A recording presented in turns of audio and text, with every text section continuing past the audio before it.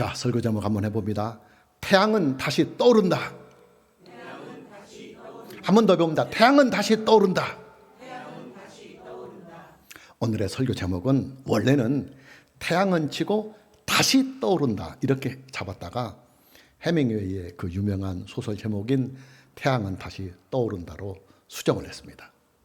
여러분, 태양은요, 지는가 싶으면 또 다시 떠오르고 또 떠오르는 태양은 또 다시 지는 일을 매일같이 반복을 하고 있습니다. 물론 이 현상은 태양이 실제로 떴다가 지는 것은 아니에요. 태양을 중심으로 지구가 자전과 공전을 하면서 나타나는 현상입니다. 그럼에도 불구하고 우리는 지구를 중심으로 역사를 보고 있기 때문에 지구를 중심으로 해서 보면 태양은 날마다 뜨고 지는 일을 반복하는 것으로 보이는 것입니다. 역사가들은 역사를 비유할 때 태양의 비유를 하곤 합니다. 인류의 역사를 보면 밝은 시대가 있는가 하면 반대로 어두운 시대가 있습니다. 그리고 이런 밝고 어두운 인류의 역사는 반복이 되고 있습니다. 마치 매일같이 태양이 뜨고 또 지는 것처럼 말입니다.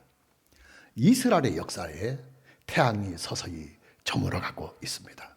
그리고 동시에 또 다른 태양이 서서히 떠오르고 있습니다. 서서히 저물어가고 있는 태양은 사울왕이요, 또 새롭게 떠오르는 태양은 다윗입니다.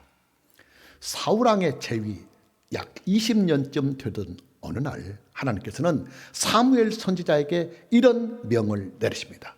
본문 1절을 보면 여호와께서 사무엘에게 이르시되 내가 이미 사울을 버려 이스라엘 왕이 되지 못하게 하였거늘 네가 그를 위하여 언제까지 슬퍼하겠느냐. 너는 뿔에 기름을 채워 가지고 가라. 내가 너를 베들레헴 사람 이새에게로 보내리니 이는 내가 그의 아들 중에서 한 왕을 보았느니라.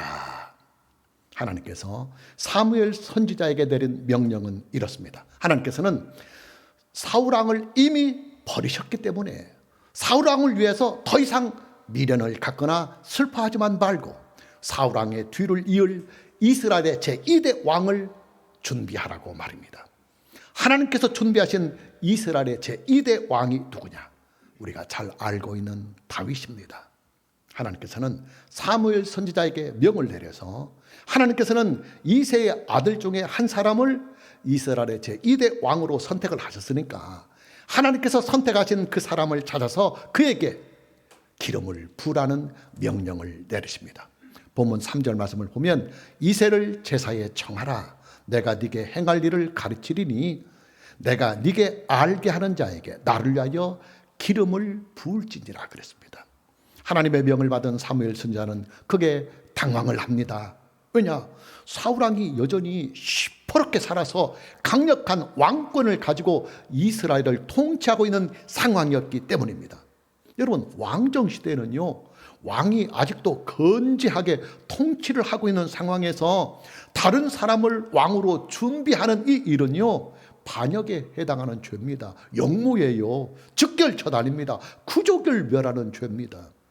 하나님의 명령을 받은 사무엘 선지자는 크게 당황을 할 수밖에 없습니다. 사울왕이 아직도 건재하게 지금 이스라엘을 통치하고 있는 이 상황에서 하나님께서는 다른 사람을 새로운 왕으로 준비를 하라고 하시니까 사무엘 선지자는 크게 당황을 할 수밖에 없는 것입니다. 하나님의 명령에 대한 사무엘 선지자의 반응을 봅니다. 본문 2절 전반부에 보면 사무엘이 이르되 내가 어찌 갈 수 있으리까? 사울이 들으면 나를 죽이리이다.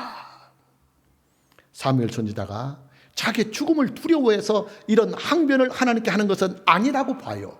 사무엘 선지자는 사울왕의 성품을 너무나 잘 알고 있기 때문에 자칫하면 사무엘 선지자뿐만 아니라 이새의 전 가족이 영모죄로 죽임을 당할 수도 있고 한 걸음 더 나가서는 반란의 위험을 느낀 사울왕이 수많은 사람들을 영모죄로 몰아서 무고한 사람들이 엄청나게 희생을 당할 수 있는 위험이 다분히 있기 때문입니다. 사무엘 선지자의 항변을 들으신 하나님께서는 사무엘 선지자에게 처방을 내려주십니다. 본문 2절과 3절입니다. 사무엘이 이르되 내가 어찌 갈 수 있으리까?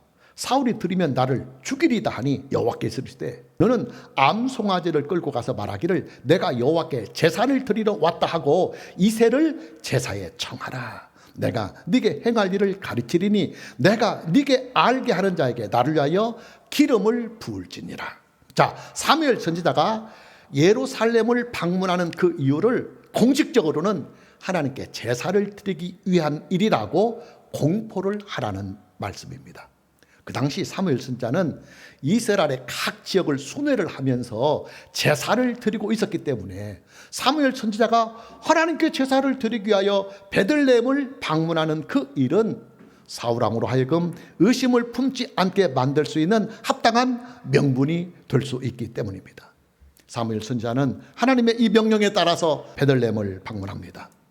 공식적으로는 하나님께 제사를 드리기 위한 방문이요, 그리고 사실적으로는 이새의 아들들 중에서 하나님께서 선택하신 그 사람을 찾아서 그에게 기름을 붓는 일입니다. 베들레헴의 장로들은 사무엘 선지자가 갑자기 베들레헴으로 방문을 하자 허겁지겁 사무엘 선지자를 맞이합니다. 베들레헴 장로들의 입장에서는 사무엘 선지자가 베들레헴을 방문한다고 하는 이 일이 보통 일이 아니기 때문이에요. 여러분, 사무엘 선지자는요, 그 당시 하나님을 대신할 수 있는 이스라엘의 유일한 사람입니다. 그러기에 베들레헴 장로들은 크게 긴장을 하면서 하나님을 대신하는 이 사람이 갑자기 예고도 없이 베들레헴을 방문을 하니까 이것이 복을 주기 위한 일인지 아니면 자기들의 잘못을 크게 책망하는 일인지를 갈피를 못 잡기 때문에 크게 당황하고 두려워할 수밖에 없는 것입니다. 사무엘 선지자는 불안에 떨고 있는 베들레헴의 장로들을 안심을 시킨 후에 하나님의 명령에 따라서 제사를 드립니다. 사무엘 선지자가 하나님께 드린 이 제사는 화목제였습니다. 화목제는 제사를 하나님께 드린 후에 하나님께 드린 그 제물 중에서 제사를 드리는 사람들, 또 이웃들과 함께, 제사장들과 함께 그 식사를 하는 교제의 시간이 반드시 있어요. 사무엘 선지자는 바로 이 교제의 자리에 화목제를 드리고 난 후에 이제 백성들을, 주민들을 초청해서 이제 교제를 하는 그 자리에 베들레헴에 살고 있는 모든 주민들을 함께 초청을 합니다. 이새 역시도 베들레헴에 살고 있는 백성이기 때문에 이 사무엘 선지자의 초청을 받아서 자연스럽게 그의 성인된 아들들을 데리고 화목의 제사에 참여를 합니다. 사무엘 선지자는 화목의 제사에 참여한 베들레헴 주민들을 위해서 일일이 축복을 해줍니다. 거기까지 방문을 했으니까. 그리고 마침내 이새의 아들들에게 축복하는 차례가 옵니다.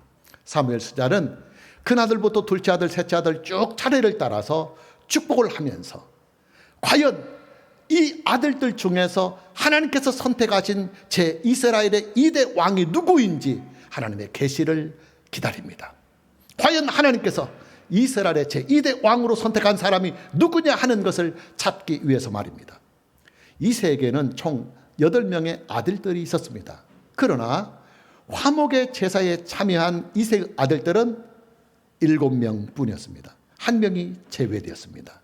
왜 7명 뿐이냐? 나머지 한 명은 아직 만 20세가 되지 못해서 제사에 참여할 나이가 되지 못해서 초청을 받지 못했기 때문입니다. 그 당시 하나님께 제사를 드리는 이스라엘의 성인 남자들은 만 20세 이상이 돼야 그 제사에 참여할 수가 있었기 때문입니다. 사무엘 선지자는 이새의 7 아들들에게 순서를 따라서 쭉 축복을 하면서 과연 하나님께서 선택하신 자가 누구인지 자기도 설레이면서 하나님의 계시를 기다립니다. 이새의 큰 아들인 엘리압을 보자 사무엘 선지자의 눈이 번쩍 뜨입니다. 엘리압의 용모가 너무 준수해서 사무엘 선지자의 마음에 쏙 들었기 때문입니다. 그러나 하나님께서는 이새의 큰 아들에게 콜사인을 보내지 아니하시고 오히려 노사인을 보내십니다. 하나님께서 이새의 큰 아들에게 노사인을 보내시면서 하신 말씀이 있어요. 저와 여러분이 잘 알고 있는 말씀, 또 지금 요절 말씀으로 함께 낭독한 말씀입니다. 본문 7절입니다. 여호와께서 사무엘에게 이르시되 그의 용모와 키를 보지 말라.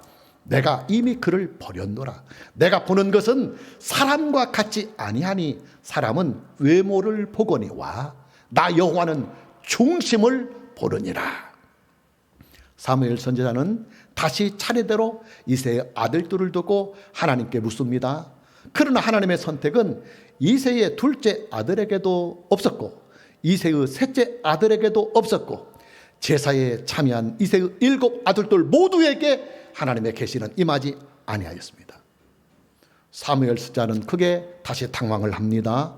하나님께서는 분명히 이새의 아들들 중에 하나님께서 선택하신 사람이 있다고 말씀을 하셨는데 제사에 참여한 이새의 아들들 7명 모두가 다 하나님의 계시가 주어지지 아니하고 하나님의 선택을 받지 못했기 때문입니다. 당황한 사무엘 선지자는 이새에게 묻습니다. 당신의 아들들이 오늘 여기에는 7명이 전부냐고 말입니다. 그러자 이새는 1명이 더 있다고 말합니다. 왜 그 사람 안 데리고 왔어 그 아들? 그러니까 아직 나이가 안 돼서 어린 소년이라 지금 양을 좀 잠깐 치겠습니다. 그렇게 말합니다. 사무엘 선지자는 사람을 보내서 즉시 제사에 참여하지 못한 그 조그마한 소년 이새의 아들 다윗을 불러옵니다. 다윗을 본 사무엘 선지자의 눈에서 광채가 나기 시작합니다. 이 소년 다윗에게서 풍기는 영적인 아름다움을 보았기 때문입니다. 본문 12절 말씀입니다. 이에 사람을 보내어 그를 데려오매 소년 다윗입니다. 그의 빛이 붉고 눈이 빼어나고 얼굴이 아름답더라. 이게 지금 외모를 말하는 것이 아니고 영적인 아름다움을 표현하는 말입니다. 여호와께서 이르시되 이가 크니 일어나 기름을 부으라 하시는지라. 하나님의 계시가 사무엘 선지자에게 임하십니다. 바로 이가 크니 일어나 기름을 부으라고 말입니다. 성경학자들은 이때 다윗의 나이를 대략 15세 정도로 보고 있습니다. 다윗이 제사에 참여하지 못한 이유가 만 20세가 되지 못했기 때문입니다. 그래서 보통 성경학자들은 15세에서 18세 정도를 보고 있습니다. 근데 대략 여러 가지 압두전후의 사건들의 상황을 봤을 때 15세 정도로 보는 성경학자들이 다수가 됩니다. 자, 오늘 본문의 말씀을 보면 하나님께서 다윗을 선택하신 이유를 이렇게 성경은 기록하고 있어요. 본문 7절을 다시 봅니다. 여호와께서 사무엘에게 이르시되 그의 용모와 키를 보지 말라. 내가 이미 그를 버렸노라. 여기서부터 중요합니다. 내가 보는 것은 사람과 같지 아니하니 사람은 외모를 보거니와 나 여호와는 중심을 보느니라. 자, 이 말씀이 나오게 되는 배경은 이렇습니다. 하나님의 명령을 따라서 이새의 아들들을 본 사무엘 선지자는 제일 먼저 이새의 큰 아들인 엘리압을 보고 아주 막 직감적으로 육감적으로 하나님께서 선택하신 사람이라고 하는 것을 확신을 갖게 됩니다. 왜냐하면 그의 용모가 너무 준수하고 잘 생겼기 때문입니다. 그러나 하나님께서는 엘리압의 의모에는 별 관심이 없으셨습니다. 하나님께서 가장 중요하게 평가를 하시는 것이 뭐냐? 사람의 중심이었습니다. 여기서 말씀하고 있는 중심이라고 하는 것은 사람의 마음을 말하는 것입니다. 여러분, 인간학에서는요, 사람의 중심을 뇌, 즉 머리로 봅니다. 왜냐하면 사람의 모든 신경 조직이 다 뇌와 연관이 되어 있기 때문입니다. 그래서 사람이 불의의 사고를 당했을 때 가장 먼저 살펴보는 것이 뇌 상태입니다. 그러나 성경은 사람의 중심을 뇌, 즉 머리로 보지 아니하고 심장, 즉 마음으로 봅니다. 중요한 겁니다. 그 이유가 뭐냐? 사람의 마음은 첫째, 인격이 자리 잡고 있는 인격의 자리요. 둘째, 생명이 자리 잡고 있는 생명의 자리요. 그리고 셋째, 우리의 신앙이 자리 잡고 있는 신앙의 자리이기 때문입니다. 여러분, 하나님께서 사람을 평가하실 때 가장 중요하게 보시는 것이 뭐냐면요, 인격과 신앙입니다. 당연히 하나님께서는 사람의 인격과 신앙이 자리를 잡고 있는 사람의 그 심장, 즉 마음에 하나님은 그 사람의 됨됨이의 평가 기준을 잡고 있습니다. 이새의 막내 아들인 다윗은 그 마음이, 그 중심이 하나님의 마음에 아주 쏙 들었습니다. 다윗은 불과 15세 정도의 나이였음에도 불구하고 그의 인격과 그의 신앙으로 하나님께 선택을 받았습니다. 그것도 이스라엘의 제2대 왕이요, 또 구약 성경에서 그리스도 즉 메시아를 소개할 수 있는 가장 메시아와 근접한 사람으로 하나님께서 다윗을 선택하시고 그를 그렇게 영광되게 사용을 하십니다. 성경은 다윗을 향하여 이렇게 말씀을 하고 있습니다. 다윗은 하나님의 마음에 맞는 사람이다. 하나님의 마음에 맞는 사람이다.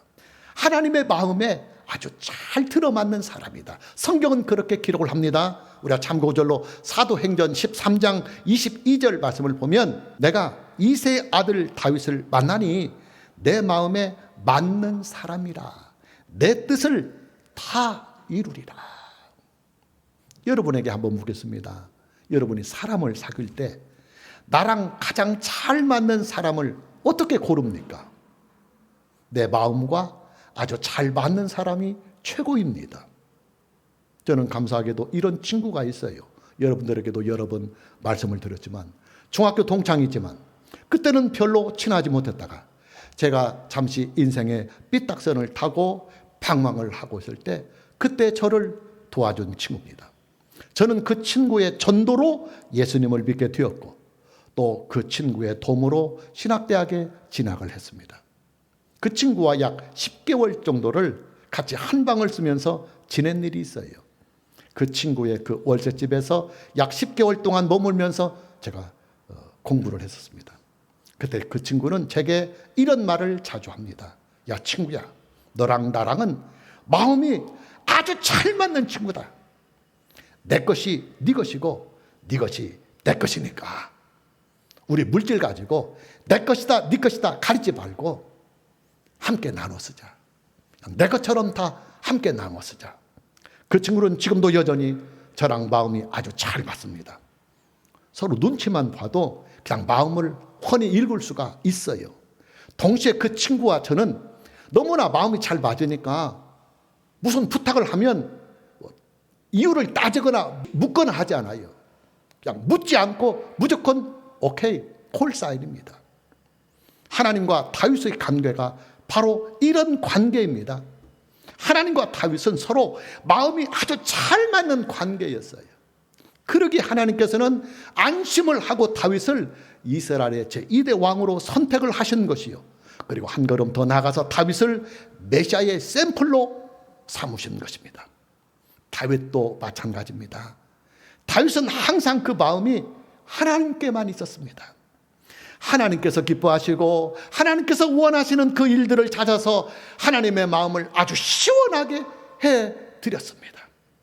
다윗의 나이 불과 15세 정도 되었을 때 말입니다. 여러분, 하나님께서는요, 저와 여러분을 그리고 우리의 자녀들을 유치원 시절부터 그리고 초등학교 시절부터 중고등학교 시절부터 유심히 관찰을 하고 계십니다. 무엇을 관찰을 하시느냐? 우리의 자녀들, 그리고 우리의 마음속에 있는 인격과 그 신앙을 면밀히 세세히 관찰을 하고 계십니다. 세상 사람들은 보통 자기 자녀들에게 우수한 성적, 좋은 머리를 기대하고 또 그렇게 자랑을 합니다. 전교에서 1등을 하면 부모들은 그 자식에게 껍벅합니다. 그러나 자식이 성품이 온하고 신앙이 좋으면 시큰둥한 반응을 보입니다. 왠지 모르게 공부를 잘하는 아들보다는 뒤지는 듯한 서운함을 부모들이 가집니다. 무슨 말이냐? 우리의 부모들은 자식들을 하나님의 마음과 잘 맞는 자식으로 키우는데 중점을 두지 아니하고 그저 세상과 잘 맞는 자식으로 키우려고 한다는 말이에요. 세상과 잘 맞는 자식으로 키우면 부모들은 자녀 교육에 성공했다고 말을 합니다. 그리고 또 주변에서도 그렇게 세상 사람들이 요구하는 사람으로 자식이 성장해주면 자식 교육 잘했네. 부럽네. 그렇게 말들을 합니다. 그러나 하나님의 마음과 잘 맞는 자식으로 커가면 마음이 우울해져요. 경쟁에서 뒤질 것 같고, 실력에서 뒤질 것 같고, 뭔가가 조금 부족한 것 같이 느껴지고, 또 주변에서도 그 자식을 평가할 때 교회만 다니더니 공부도 못하고 거기서 못 들라고 한대야, 이런 소리 이제 듣습니다. 여러분, 사울왕과 다윗의 근본적인 차이가 무엇에 있었는지 아십니까? 사울왕은 세상적인 관점에서 볼 때 탑이었습니다. 최고의 사람이었습니다. 이스라엘 백성들의 정치적인 욕구를 다 들어줄 수가 있는 바로 그 사람이었습니다. 그러기에 이스라엘 백성들은 사울왕에게 환장을 하면서 따랐던 것입니다. 그러나 사울왕은 하나님의 마음과는 아주 잘 맞지 아니하는 사람이었습니다. 하나님의 마음과 사울왕의 마음은 늘 충돌이 일어났습니다. 사울왕은 하나님께서 이렇게 하라 하면 반대로 저렇게 했습니다. 하나님께서 사울왕에게 이것을 하라고 명령하시면 반대로 저것을 했습니다. 여러분이 한번 판단을 해보십시오. 아니, 맨날 하나님의 마음과 삐딱선을 타고 있는 사울왕과 하나님께서 어떻게 함께 하실 수 있겠습니까? 여러분, 마음에 맞지 않아서 만나기만 하면 부딪히고 싸우고 막 원수가 되는 사람하고 어떻게 일평생을 동행할 수가 있겠어요? 그러게 사울왕을 하나님께서는 버리시는 것입니다. 본문 1절 말씀을 보면 여호와께서 사무엘에게 이르시되 내가 이미 사울을 버려 이스라엘 왕이 되지 못하게 하였거늘 네가 그를 위하여 언제까지 슬퍼하겠느냐? 너는 뿔에 기름을 채워가지고 가라. 내가 너를 베들레헴 사람 이새에게로 보내리니 이는 내가 그의 아들들 중에서 한 왕을 보았느니라. 우리 교회당 근처에 있는 가까운 어떤 식당에서 2, 3일 걸려 큰 소리로 막 부부가 싸우는 소리가 자주 들립니다. 아마도 그 부부는 서로 마음이 잘 안 맞는 것 같아요. 마음이 잘 안 맞으니까 매일같이 충돌이 일어나고 갈등이 일어나는 것입니다. 만일에요, 저와 여러분의 마음이 하나님의 마음과 잘 안 맞아서 서로 충돌이 일어나고 갈등이 일어난다고 해봅시다. 하나님과 내가 도저히 가까이 할 나위에 가까이 할 수가 없어요. 하나님의 마음과 내 마음이 반대예요. 늘 충돌이 일어나고 늘 갈등이 일어나면 여러분, 그런 인생이 행복할 수 있겠습니까?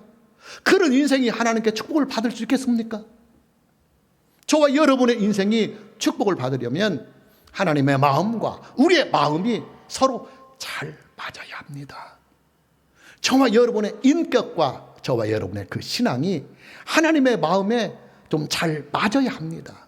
우리 자녀들의 인격과 우리 자녀들의 그 신앙이 하나님의 마음에 잘 맞는 자녀로 우리가 세워가야 우리의 자녀들이 하나님께 복을 받으며 인생을 행복하게 살아갈 수 있는 것이지, 세상 사람들이 보는 관점에서 우리의 자식이 똑똑하고 영리하고 공부 잘하고 출세하고 성공해서 이 자식이 행복하게 인생을 사는 것은 아니라는 말이에요. 사울왕은 지금 지는 해가 되고 있습니다. 출발은 화려하게 출발을 하였지만 그러나 그는 이제 하나님의 마음과는 너무나 거리가 멀어졌습니다. 하나님께서는 도저히 그와 함께 하실 수가 없습니다. 당연히 사울왕은 하나님께 버림을 받으면서 이제는 서서히 기울어져 가는, 저물어가는 태양이 되고 있습니다. 그러나 소년 다윗은 새롭게 떠오르는 태양이 되고 있습니다. 불과 15살 정도의 그 나이에 이스라엘의 왕으로 선택을 받고 본격적으로 하나님의 구속사의 무대에 이제 화려하게 등장을 하고 있는 것입니다. 마무리합니다. 여러분, 마음이 서로 통하고 마음이 서로 맞는다고 하는 이 일은요, 신인 관계, 즉 하나님과 인간과의 관계에서나 인간관계, 즉 사람과 사람과의 관계에서 가장 중요한 일이에요. 일단 사람은 마음이 맞아야 함께 살 수도 있고, 일도 함께 할 수가 있고, 그래 함께 친구도 될 수가 있고, 연인이 될 수도 있고, 부부가 될 수도 있고, 그 다음에 마음이 맞아야 함께 한 교회 안에서 교회 생활도 할 수 있는 거예요. 여러분, 마음이 안 맞으면 불편해서 못 살아요. 사람들끼리 서로 마음이 잘 맞으면 죽을 때까지 함께 할 수 있어요. 그래서 여러분, 사랑하는 연인들이 마음이 잘 맞아서 우리 결혼하기로 합시다 해서 결혼해서, 결혼하고서도 마음이 잘 맞으면 죽을 때까지 함께 삽니다. 그러나 마음이 잘 맞을 것 같아서 했는데 마음이 잘 안 맞잖아요. 살면서 티격태격 계속 싸우고 후회합니다. 내가 왜 이런 결혼을 하고 이런 선택을 했는지 말입니다.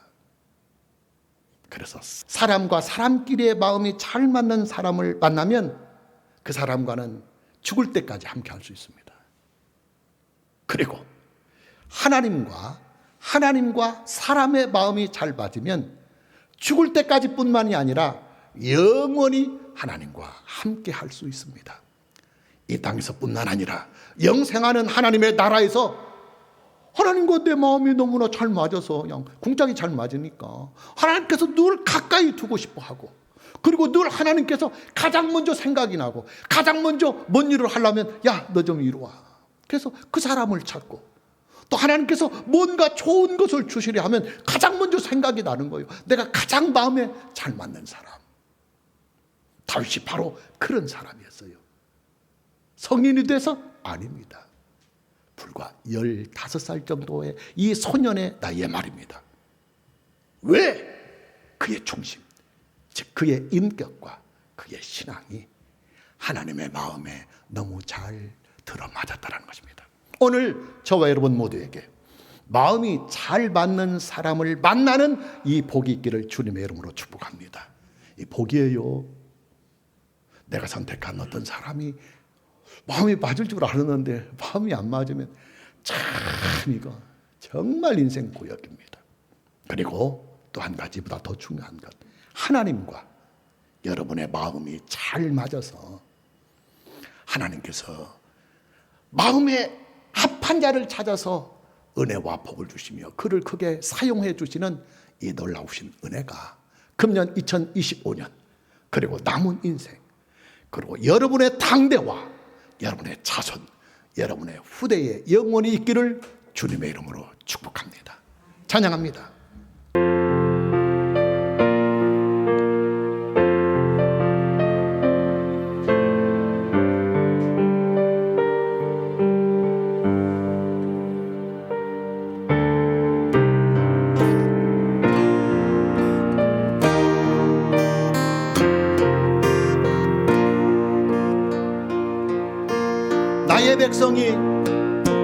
나의 백성이 다 겸비하여 내게 기도하며 나의 얼굴을 다 구하여서 그 악한 길 떠나며 하늘에서 딛고 죄를 사하며 기들의 땅에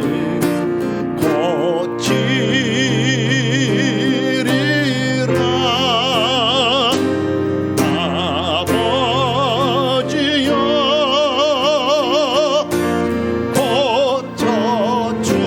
고쳐주소서.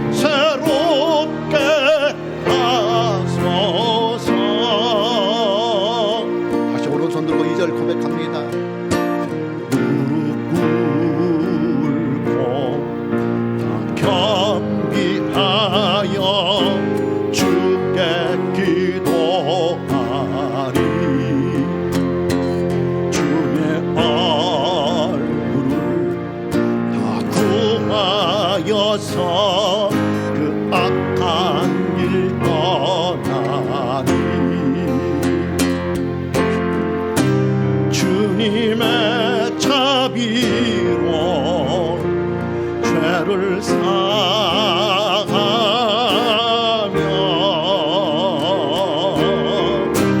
주님의 자비로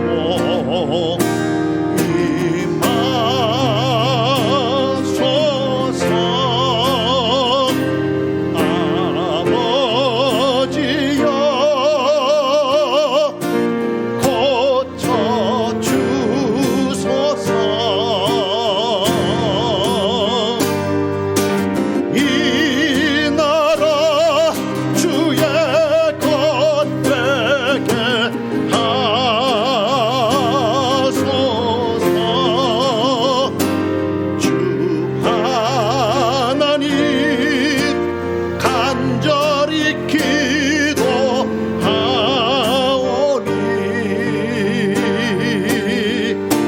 사나이 땅 새롭게 하소서.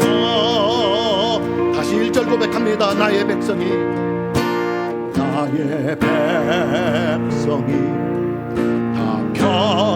겸비하여 내게 기도하며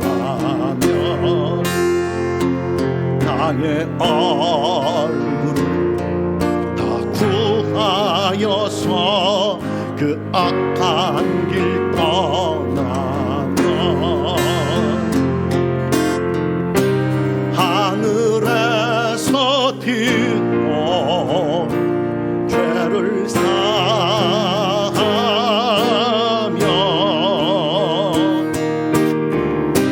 주님의 자비로 임하소서. 아버지여 고쳐 주소서. 이 나라 주의 것 되게 하소서. 주 하나님 간절히 기도하오니